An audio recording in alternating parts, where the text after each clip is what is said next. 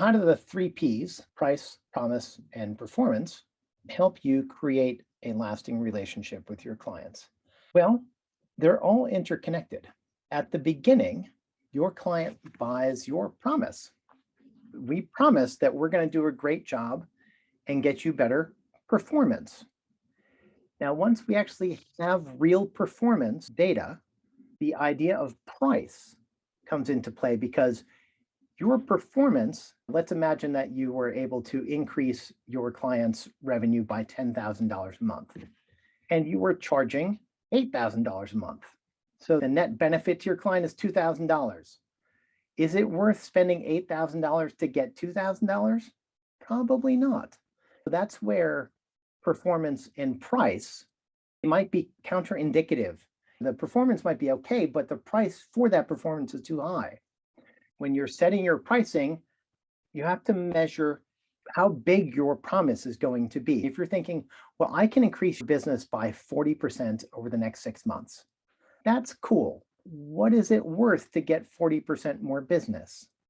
And so then you have to be looking at the size of the business, the impact of that 40% revenue increase, and how that relates to your price, because your price really does have to have a clear relationship to your performance.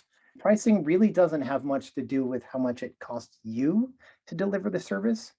The limit on your pricing is in the performance that you or your client can drive, because the economic investment into your price needs to generate a larger economic benefit from the performance. But this all has to tie back to your promise, because if you are promising 100% revenue increase and you're only generating a 40% revenue increase, even if your pricing makes that 40% increase really profitable, if it doesn't connect to that 100% revenue increase that you promised, well, it's all going to fall apart anyways. I'm sure you've seen those pictures of a snake biting its own tail, making a wheel.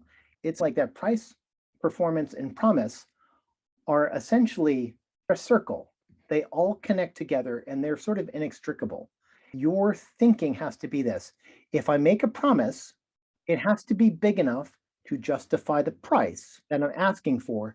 And then the performance has to match the promise or be directionally moving towards the promise. So promise and price are connected, and promise and performance are connected. Promise really is the thing that allows you to set your pricing, and then performance allows you to continue to receive that pricing over time. And that's super complicated, but if you really think about it, price, performance, and promise, they're just three looks at the same thing.